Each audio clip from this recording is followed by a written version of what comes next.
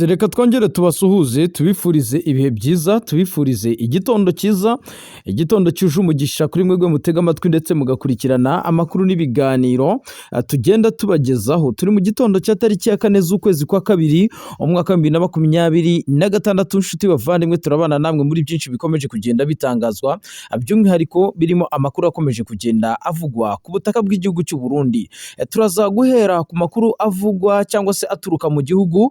cya Dubai, aho Perezida Evariste Ndayishimiye yitabiriye inama ihuza abakuru b'ibihugu na za guverinoma byo ku mugabane wa Afurika ndetse no hirya no hino ku isi. Ariko nyamuneka bikavuga yuko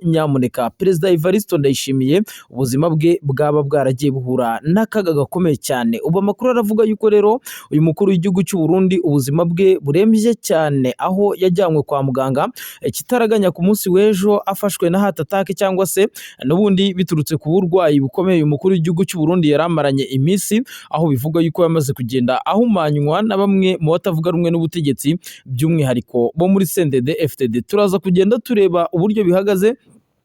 ariko nanone nshuti bavandimwe ngira ngo murabizi neza yuko ibyaca ari amakuru. Tuza kureba amakuru azindutse avuga ku kijyanye na coup d'etat ishobora kuba iri gutegurwa i Bujumbura, ndetse Bujumbura na Gitega biravuga ko byamaze kugenda bishyirwa muri target. By'umwihariko isaha n'isaha rero mushobora kuza kumva ngo igihugu cy'u Burundi coup d'etat yabaye nyuma y'uko Perezida Evariste Ndayishimiye mu bihe bitandukanye yakomeje kugenda arusimbuka. Ubu nanone ubwoba ni bwose, ari Doha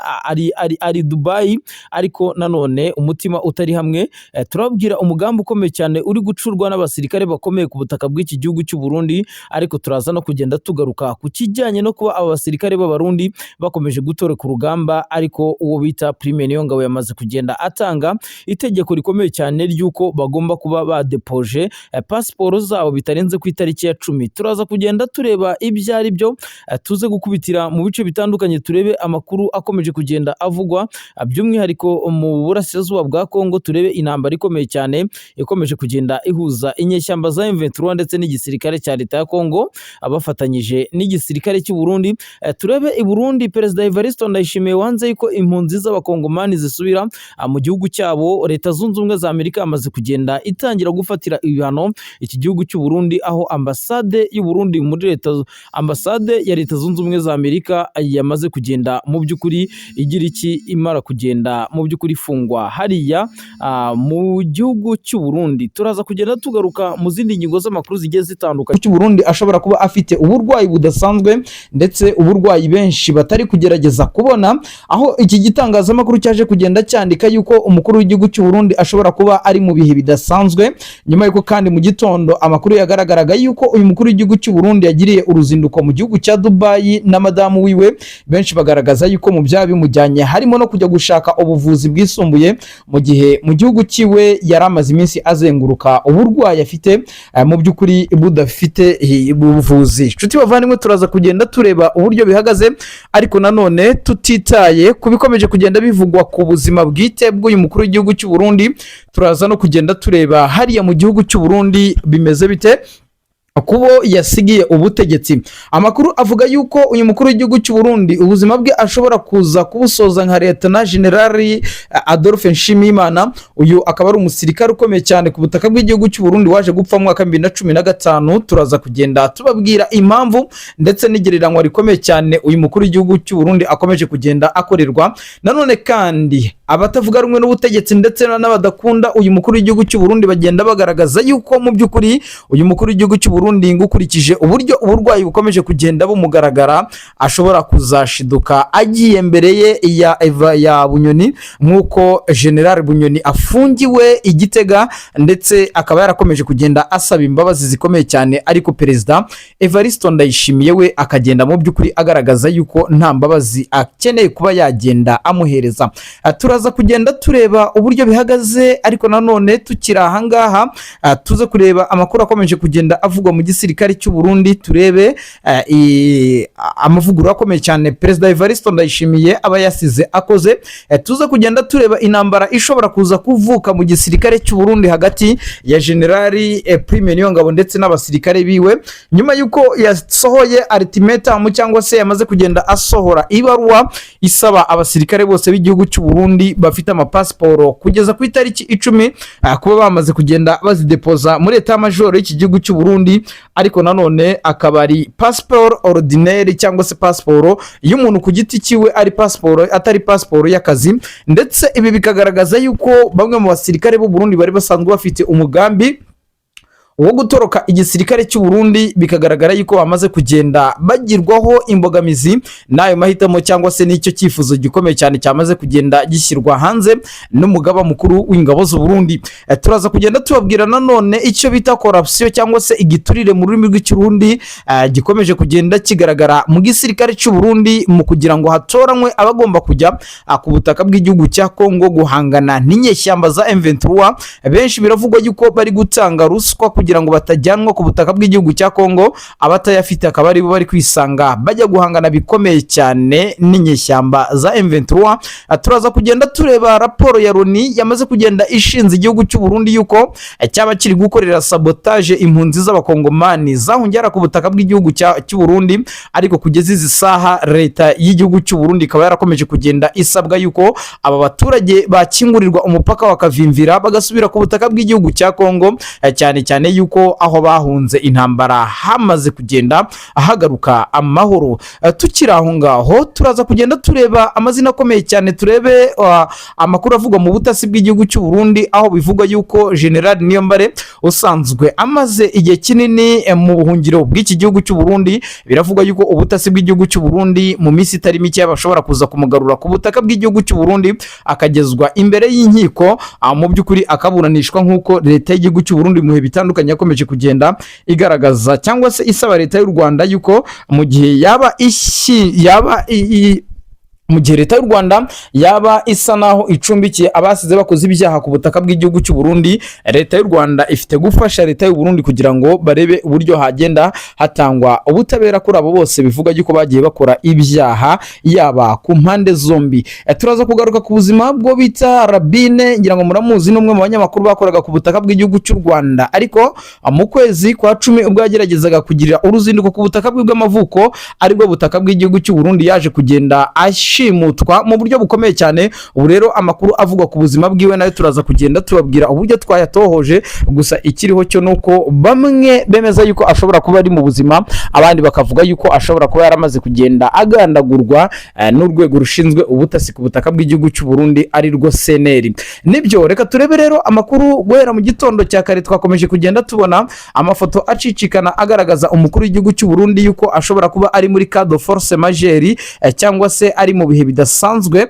Amakuru rero akagaragaza yuko Son Excellence Evariste Ndayishimiye mu gitondo cya kare yazindutse agirira uruzinduko i Dubai ndetse na cortege cyangwa se abamuherekeje, ndetse asiga anasezeye ku banyagihugu ku kibuga cy'indege cyitiriwe Michael Ndadaye International Airport giherereye hariya i Bujumbura. Abenshi rero baravuga yuko uyu mukuru w'igihugu cy'u Burundi yaba arimo arakora ubutembere ku bijyanye na diplomasi by'umwihariko hagati ye n'igihugu cya Dubai, ariko nanone abandi bakagaragaza yuko yaba agiye mu buryo bwo kwivuza kubera yuko haciye iminsi hagaragazwa amakuru ku mbuga nkoranyambaga yuko uyu mukuru w'igihugu cy'u Burundi ashobora kuba afite uburwayi mu by'ukuri yaba yaratewe n'amarozi yagiye ahabwa by'umwihariko na bamwe mu barwanashyaka ba CNDD FDD.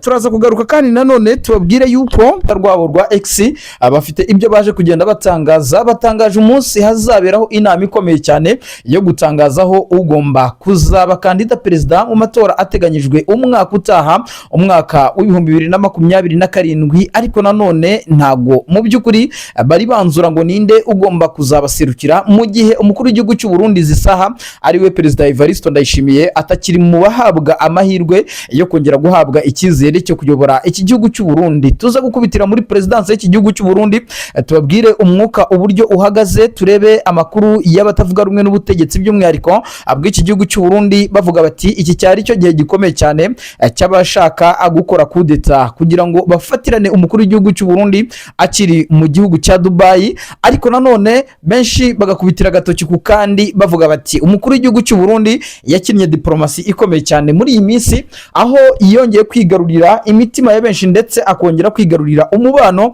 wa Reverien Ndikuriyo, bigaragara yuko yaramaze kugenda agumuka. Ubu rero bivuze ngo ni nko kurindisha igisambo. Niba perezida Evariste Ndayishimiye yarafashe icyemezo akongera kugira umugumyamabanga mukuru cyangwa se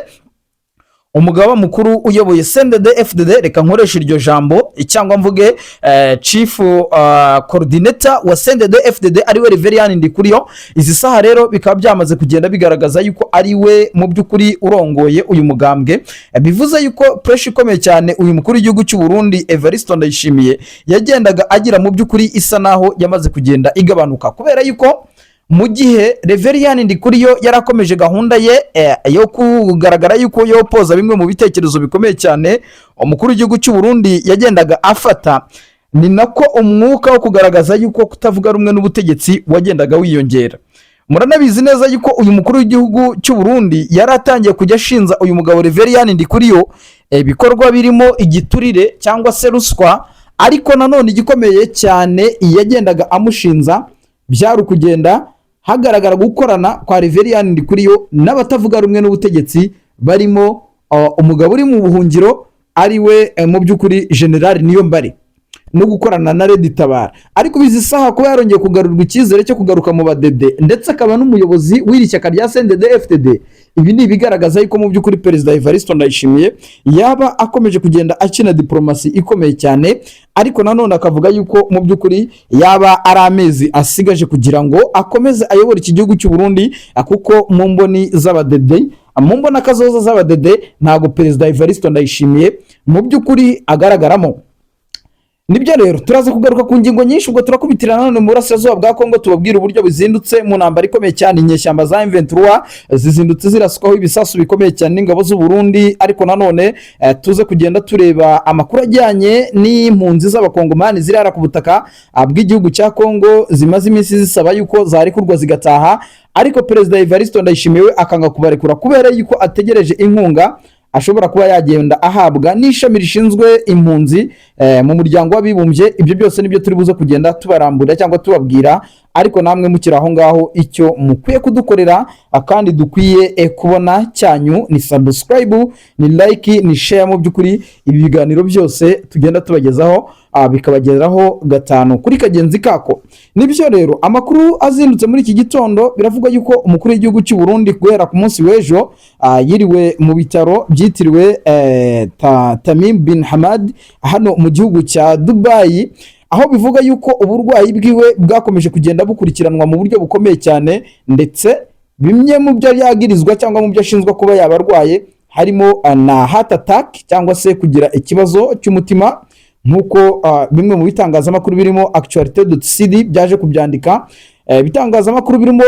SOS Media, ibitangazamakuru kandi birimo African Intelligence byakomeje kugenda bigaruka kuri ubu burwayi, bikagaragaza yuko rero muri iyi minsi ubuzima bw'umukuru w'igihugu cy'u Burundi byaba byariyongereye, mu gihe yakomeje kugenda agira pressure ikomeye cyane yuko CNDD-FDD cyangwa se Reverien Ndikuriyo yagira uruhare mu kuba yagira umugambi wo kuba yamukura ku butegetsi. Ikindi kandi andi makuru agakomeza kugenda agaragaza yuko yaba yararozwe uyu mukuru w'igihugu cy'u Burundi, bikagaragaza yuko hari igihe yaba yararozwe, akaba ari byo byahise bituma n'ubundi uburwayi yarasa naho afite bwarongeye kuzamuka, bukaba izi saha bwaba aribwo burwayi afite butamworoheye. Ibyo rero bikagaragaza yuko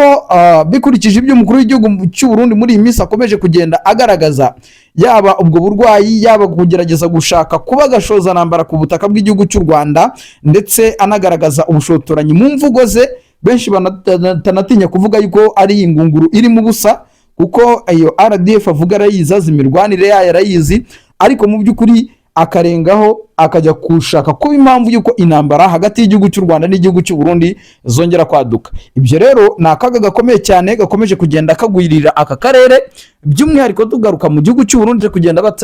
batangaje umunsi hazaberaho inama ikomeye cyane yo gutangazaho ugomba kuzaba kandida perezida mu matora ateganyijwe umwaka utaha, umwaka w'2027, ariko nanone ntago mu by'ukuri bari banzura ngo ninde ugomba kuzabaserukira, mu gihe umukuru w'igihugu cy'u Burundi zisaha ariwe Perezida Evariste Ndayishimiye atakiri mu bahabwa amahirwe yo kongera guhabwa icyizere cyo kuyobora iki gihugu cy'u Burundi. Tuza gukubitira muri presidence y'iki gihugu cy'u Burundi, tubabwire umwuka uburyo uhagaze, turebe amakuru y'abatavuga rumwe n'ubutegetsi by'umwihariko bw'iki gihugu cy'u Burundi, bavuga bati iki cyari cyo gihe gikomeye cyane cy'abashaka gukora kudeta kugira ngo bafatirane umukuru w'igihugu cy'u Burundi akiri mu gihugu cya Dubai. Ariko nanone benshi bagakubitira agatoki ku kandi bavuga bati umukuru w'igihugu cy'u Burundi yakinnye diplomasi ikomeye cyane muri iyi minsi, aho yongeye kwigarurira imitima ya benshi ndetse akongera kwigarurira umubano wa Reverien Ndikuriyo, bigaragara yuko yari amaze kugenda agumuka.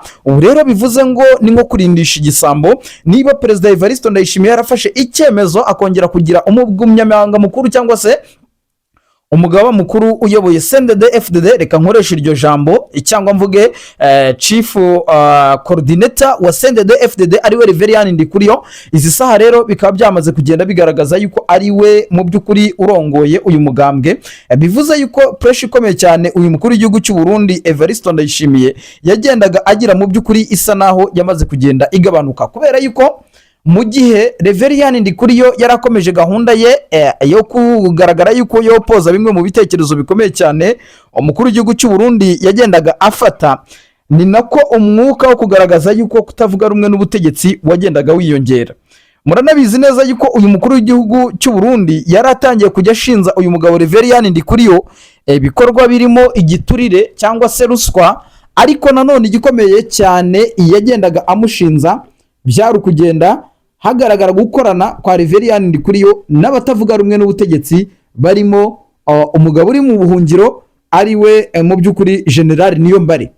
no gukorana na Red Tabara. Ariko bizi saha kuba yarongeye kugarurwa icyizere cyo kugaruka mu badede ndetse akaba n'umuyobozi w'iri shyaka rya CNDD-FDD. Ibi ni ibigaragaza yuko mu by'ukuri Perezida Evariste Ndayishimiye yaba akomeje kugenda akina diplomasi ikomeye cyane, ariko nanone akavuga yuko mu by'ukuri yaba ari amezi asigaje kugira ngo akomeze ayobora iki gihugu cy'u Burundi, kuko mu mboni z'abadede, mu mbona kazoza z'abadede, ntago Perezida Evariste Ndayishimiye mu by'ukuri agaragaramo. Nibyo rero turaza kugaruka ku ngingo nyinshi, ubwo turakubitirana none mu burasirazuba bwa Kongo, tubabwira uburyo bizindutse mu ntambara ikomeye cyane inyeshyamba za M23 zizindutse ziraswaho ibisasu bikomeye cyane n'ingabo z'u Burundi. Ariko nanone tuze kugenda tureba amakuru ajyanye n'impunzi z'abakongomani zirara ku butaka bw'igihugu cya Kongo, zimaze iminsi zisaba yuko zarekurwa zigataha, ariko Perezida Evariste Ndayishimiye akanga kubarekura kubera yuko ategereje inkunga ashobora kuba yagenda ahabwa n'ishami rishinzwe impunzi mu muryango w'abibumbye. Ibyo byose nibyo turi buze kugenda tubarambura cyangwa tubabwira, ariko namwe mukiri aho ngaho icyo mukwiye kudukorera kandi dukwiye kubona cyanyu ni subscribe, ni like, ni share. Mu by'ukuri ibi biganiro byose tugenda tubagezaho bikabageraho gatanu kuri kagenzi kako. Nibyo rero amakuru azindutse muri iki gitondo, biravuga yuko umukuru w'igihugu cy'u Burundi guhera ku munsi w'ejo yiriwe mu bitaro byitiriwe Tamim bin Hamad hano mu gihugu cya Dubai, aho bivuga yuko uburwayi bwiwe bwakomeje kugenda bukurikiranwa mu buryo bukomeye cyane, ndetse bimwe mu byo yagirizwa cyangwa mu byo ashinzwe kuba yabarwaye harimo na heart attack cyangwa se kugira ikibazo cy'umutima, nkuko bimwe mu bitangazamakuru birimo Actualité.cd byaje kubyandika, ibitangazamakuru birimo SOS Media, ibitangazamakuru kandi birimo African Intelligence byakomeje kugenda bigaruka kuri ubu burwayi, bikagaragaza yuko rero muri iyi minsi ubuzima bw'umukuru w'igihugu cy'u Burundi byaba byariyongereye, mu gihe yakomeje kugenda agira pressure ikomeye cyane yuko CNDD-FDD cyangwa se Reverien Ndikuriyo yagira uruhare mu kuba yagira umugambi wo kuba yamukura ku butegetsi. Ikindi kandi andi makuru agakomeza kugenda agaragaza yuko yaba yararozwe uyu mukuru w'igihugu cy'u Burundi, bikagaragaza yuko hari igihe yaba yararozwe, akaba ari byo byahise bituma n'ubundi uburwayi yarasa naho afite bwarongeye kuzamuka, bukaba izi saha bwaba aribwo burwayi afite butamworoheye. Ibyo rero bikagaragaza yuko bikurikije ibyo umukuru w'igihugu cy'u Burundi muri iyi minsi akomeje kugenda agaragaza, yaba ubwo burwayi, yaba kugerageza gushaka kuba gashoza ntambara ku butaka bw'igihugu cy'u Rwanda, ndetse anagaragaza ubushotoranyi mu mvugo ze. Benshi banatinya kuvuga yuko ari ingunguru iri mu busa, kuko iyo RDF avuga arayizi, imirwanire yayo arayizi, ariko mu by'ukuri akarengaho akajya kushaka kuba impamvu y'uko intambara hagati y'igihugu cy'u Rwanda n'igihugu cy'u Burundi zongera kwaduka. Ibyo rero ni akaga gakomeye cyane gakomeje kugenda kagwirira aka karere, by'umwihariko tugaruka mu gihugu cy'u Burundi tukababwira